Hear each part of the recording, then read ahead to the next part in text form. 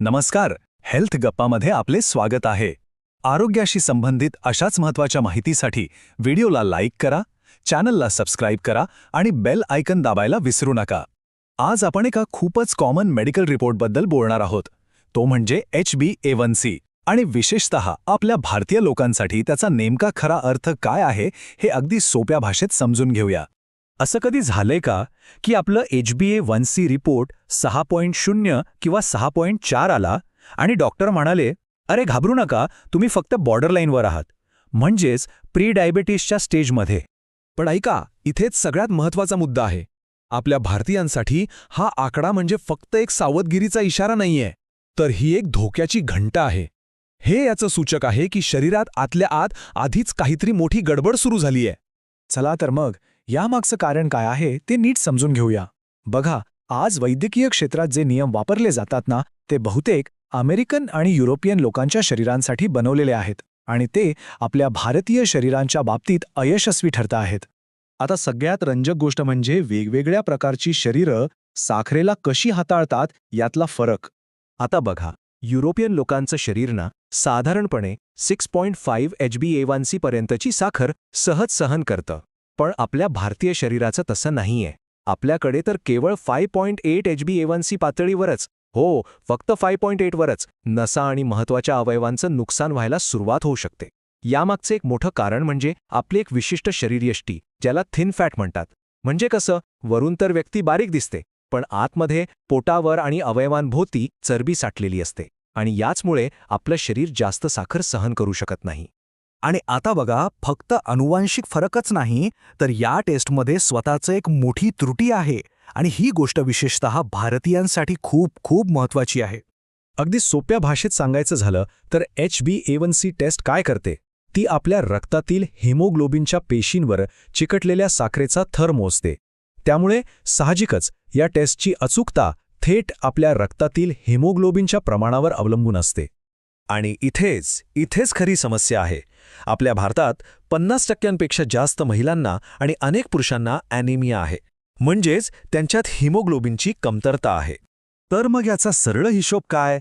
जर शरीरात पुरेसं हिमोग्लोबिनच नसेल तर HbA1c रिपोर्ट चुकीचा येणारच. तो एकतर खूप कमी दिसेल किंवा खूप जास्त. आणि दोन्ही परिस्थितीत आपल्या आरोग्याचं जे चित्र समोर येईल ते पूर्णपणे दिशाभूल करणार असेल.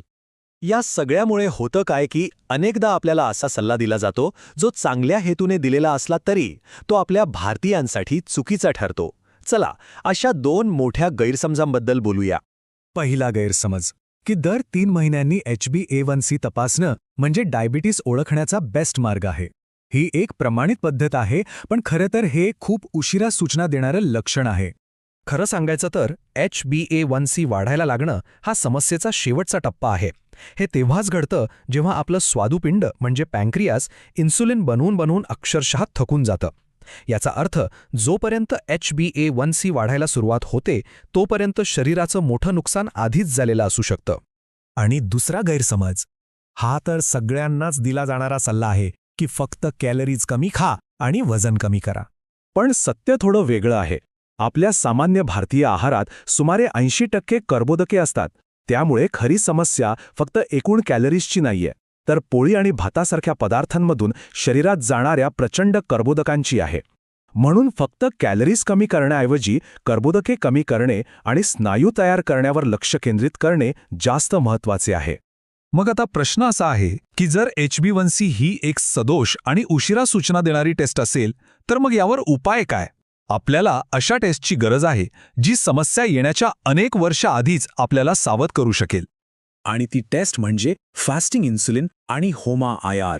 ही टेस्ट काय करते माहितीये? आपलं शरीर रक्तातील साखर नियंत्रणात ठेवण्यासाठी आतून किती धडपड करतंय, किती जास्त मेहनत घेतंय हे ती मोजते. आणि सगळ्यात भारी गोष्ट म्हणजे आपला HbA1c वाढायला सुरुवात होण्याच्या तब्बल 5 ते 10 वर्ष आधीच, हो इतक्या आधीच ही टेस्ट मधुमेहाचा धोका ओळखायला मदत करते. म्हणून तर ही आहे खरी अर्ली वॉर्निंग सिस्टम. तर मग आता पुढे काय करायचं? पावलं अगदी सोपी आहेत. आपल्या डॉक्टरांना फास्टिंग इन्सुलिन टेस्ट करण्यास सांगा. आपला HOMA-IR स्कोअर काढून घ्या आणि आलेल्या रिपोर्ट्सवर डॉक्टरांची सविस्तर चर्चा करा. आजार होण्याची वाट पाहण्यापेक्षा स्वतःच्या आरोग्यावर नियंत्रण मिळवण्यासाठी ही एक स्पष्ट आणि कृती करण्यायोग्य योजना आहे. त्यामुळे शेवटी प्रश्न हाच उरतो की आपण आजाराची वाट पाहणार की त्याला येण्याआधीच हरवणार. योग्य ज्ञानाने आपण एक निष्क्रिय रुग्ण बनण्याऐवजी आपल्या आरोग्याचे सक्रिय चालक नक्कीच बनू शकतो. अस्वीकरण डिस्क्लेमर. या व्हिडिओमधील माहिती केवळ शैक्षणिक हेतूंसाठी आहे. हा वैद्यकीय सल्ल्याला पर्याय नाही. कोणताही उपाय करण्यापूर्वी आपल्या डॉक्टरांचा सल्ला नक्की घ्या.